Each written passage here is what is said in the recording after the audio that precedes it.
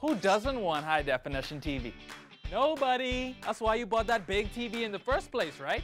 But the thing is, plenty people got that big flat-screen TV for Christmas or their birthday or whatever, but they didn't get an HD cable box to go with it. That means that they're watching this regular TV signal on their big HD TV, and it could look so much better. See, an HD image is 4 times the size of a regular digital TV image. To get true HD, you gotta have Rev TV HD to go along with your HD TV. So here's the deal. You can get a Rev TV HD box today for about as much as you're paying now for your regular digital box. And you'll only pay half the cost to access over 100 HD channels with Rev TV HD. You're welcome. Your HD TV deserves true HD, so upgrade to Rev TV HD today for just $4.99 a month for a limited time from Rev TV. Rev TV HD, how we define TV. A multi-million-dollar drug bust on a family island. Another killing after an argument turned deadly on Key West Street last night. The leader of the Democratic National Alliance disappointed at government's lack of action on crime. Fishermen say fish sales are down this year, and the winners of the Nassau Guardians Easter coloring contest take home their prizes. We have those stories and more coming up tonight. Good evening, Bahamas. I'm Christina McNeil, and your MB12 starts right now.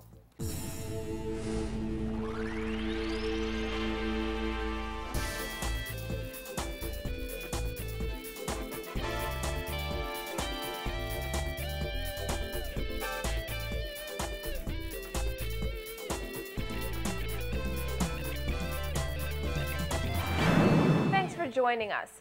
A lengthy investigation by drug enforcement officers resulted in the discovery of 3,000 pounds of suspected marijuana worth millions.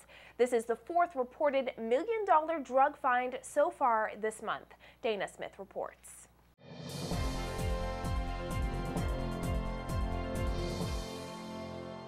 Drug enforcement unit officers are celebrating another major drug bust. An estimated $3 million worth of suspected marijuana was flown into the capital today after a week-long investigation in the Ragged Island area.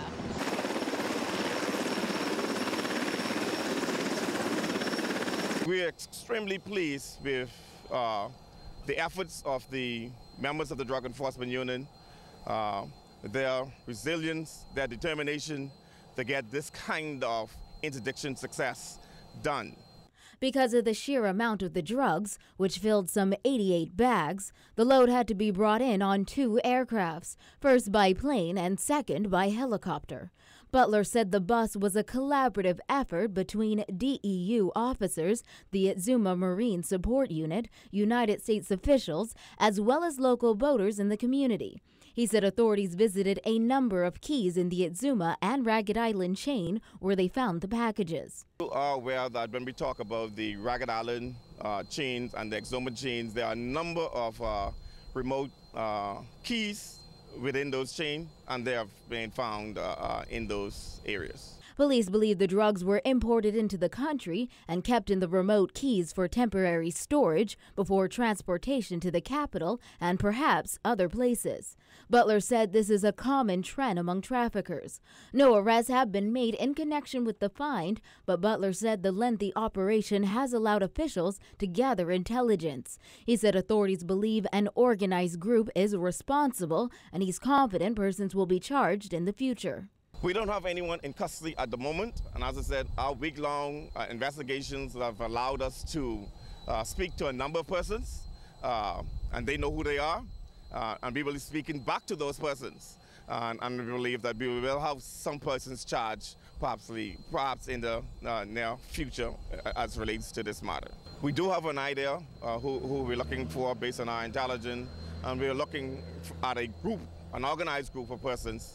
And that's as much as we were able to say at this particular moment. Butler noted officials are still in the beginning stages of their investigation, but he explained massive drug busts of this kind can indicate the presence of a drug smuggling ring. Basically, on a general view of drug trafficking of this magnitude, it's certainly a chain of cooperation among persons on the various islands coming together with their resources, with their level of experience to make this kind of successful drug missions. Butler said drug traffickers remain a threat to the government's anti-drug smuggling efforts, but officers continue to monitor the situation and are more than up to the task. In terms of the operations themselves, in terms of organized trafficking groups, they're persistent, and we know that. We are watching our intelligence level on a number of trafficking organizations in the Commonwealth of the Bahamas, and we know that they are persistent, but the Drug Enforcement Unit is more persistent, more formidable in going after the interdiction. Butler said drug enforcement officers are especially pleased by the bust because it means the marijuana that was seized will be kept off the streets of Bahamian communities. Reporting for NB12, I'm Dana Smith. Well, police are investigating a shooting incident that left one man dead last night and another detained in hospital. The deceased, identified by relatives as 19-year-old Rashawn Sumner of Montel Heights, was shot after an argument with two other men. His distraught mother was at the scene when NB12 arrived.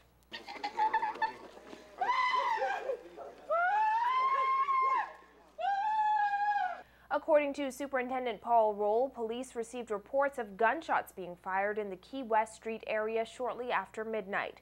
There, officers met two men suffering from multiple gunshot wounds. As a matter of fact, a patrol unit was in the area and they heard these shots, and they came into this area where they met a male lying in the street with multiple gunshot wounds about the body. A second male was also present who had multiple gunshot wounds. Sumner was pronounced dead by EMS, while the second victim, a 31-year-old man, was transported to hospital. Roll says the men, along with one other man, were walking along Key West Street when they got into an argument which ended in gunfire. The deceased was shot to the head and the chest, and the second victim that was transported to hospital was shot to the shoulder and to the stomach. Roll says police believe at least two different weapons were used. However, no guns were recovered at the scene. There's a third male. We need to find him. I believe that's the key to those weapons. Also at the scene last night, Superintendent Stephen Dean said the continued killings in the country present a major concern to police. He pleaded with families and community leaders to do their best to talk to young men on how to resolve conflict. People understand that some of these things are brewing. People get wind that some conflicts are happening. And a lot of people, you hear the results when something has happened, when a murder has happened, then they can tell you that something was going on for 3-4 weeks around the corner, as the case may be. Well, 5 people, including a 15-year-old boy, are now in police custody after they were found in possession of unlicensed firearms and ammunition. According to police reports, officers were acting on intelligence when they searched a Rock Crusher Road home around 3 this morning. Police recovered 2 handguns, a shotgun, and a small quantity of marijuana inside the home. All 5 people in the home were arrested: a 15-year-old boy, a 37-year-old woman, and 3 men ages 22, 31, and 43. They are expected to face gun and drug-related charges shortly. And leader of the Democratic National Alliance, Branville McCartney, is accusing government of failing to address the country's crime problem. McCartney says it is of grave concern to him and scores of other Bahamians, but it seems nothing is being done. Nothing is being done by the government, it would seem. The criminal element is wreaking havoc on this country, and the government seems to be defenseless against it. We could try and fix the economy and try to get investors over here, but if we don't fix this crime problem, that will all be for naught. The criminals need to realize that there will be consequences for their actions. McCartney says the Progressive Liberal Party campaigned on a promise to bring solutions to the country's crime problem and said they would be ready to govern from day one. However, he says government's lack of action in the nearly 2 years since the general election has done nothing but embolden the criminal element. Rather, he says law enforcement needs to begin sweating the small stuff to bring order back to the country. We live in an undisciplined society.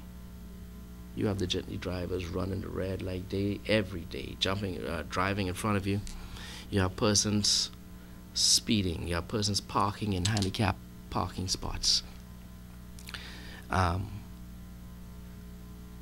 we need a disciplined society.